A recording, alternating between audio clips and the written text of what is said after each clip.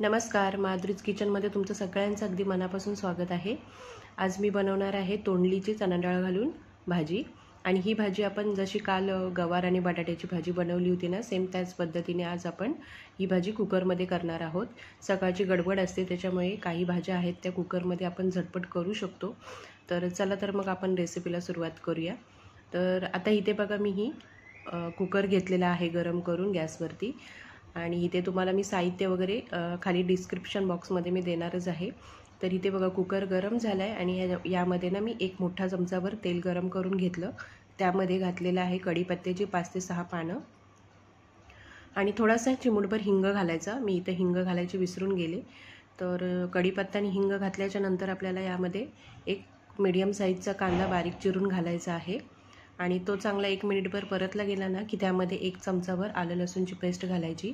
आता हे लसणीचा कच्चापणा गेला पाहिजे तोपर्यंत आपल्याला ही पेस्ट आहे ती चांगली परतून घ्यायची आहे तेलावरती। त्यानंतर आता ह्यामध्ये मी घातलेला आहे 1 टॅमॅटो बारीक चिरून। आता इथे कांदा आणि टॅमॅटो ना चांगला हलकं असं परतून घ्यायचं आहे।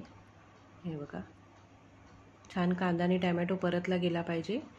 आणि यामध्ये नंतर आपण घालूया मसाले, पण त्याआधी तुम्हाला आता इथे मी दाखवते बघा। तोंडलीची भाजी मी स्वच्छ करून घेतलेली आहे। तोंडली घरी आणल्याच्या नंतर धुवून घ्यायची आणि एका स्वच्छ कपड्याने पुसून घ्यायची। त्यानंतर मग अशी तिचे म्हणजे चिरून घ्यायची, ती कट करून घ्यायची। त्यानंतर इथे बघा, मी ही 2 तास आहे ना चणा डाळ भिजत घातली होती। तर आता आपण यामध्ये हे मसाले घालणार आहोत। मसाल्यामध्ये तिखट 1 चमचा, धणे जिरे पावडर, मीठ आणि किचन किंग मसाला घेतलेला आहे मी 1 चमचा, पाव चमचा हळद घेतली, चवीनुसार मीठ घालायचं। आता हे मसाले आपण यामध्ये टॅमॅटोमध्ये घालूया आणि हे बघा, चांगले तेलावर मस्त परतून घ्यायचे हे मसाले।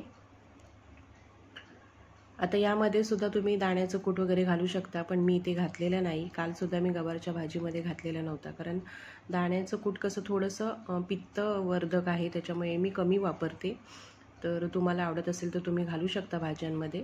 आता ही आपण यामध्ये चणा डाळ आणि तोंडली घातलेली आहेत।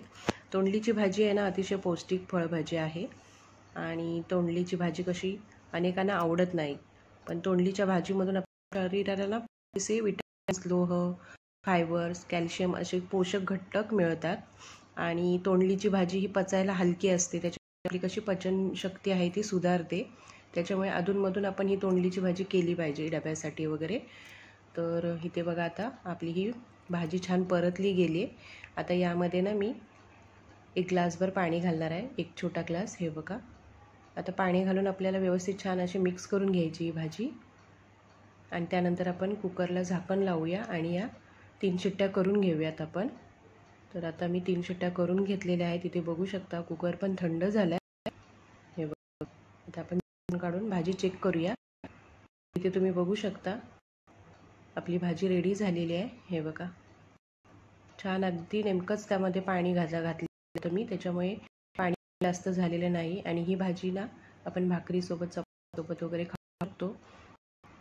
तर जर काय हवे असेल तुम्ही पाणी असं सुकून घेऊ शकता। तर आता आपण बाउलमध्ये काढून घेऊया। तर हे बघा, आपली रेडी एकदम साध्या सिंपल पद्धतीने पण खूप छान टेस्टी भाजी होते। या ज्या मी तुम्हाला सिंपल पद्धतीने भाज्या दाखवते त्या तुम्ही नक्की ट्राय करा। तर आता बघा, आपण वरतून कोथिंबीर वगैरे घालायची आणि ही भाजी आपली आता रेडी झालेली आहे। भेटूया नवीन एका व्हिडिओमध्ये, तोपर्यंत बाय बाय।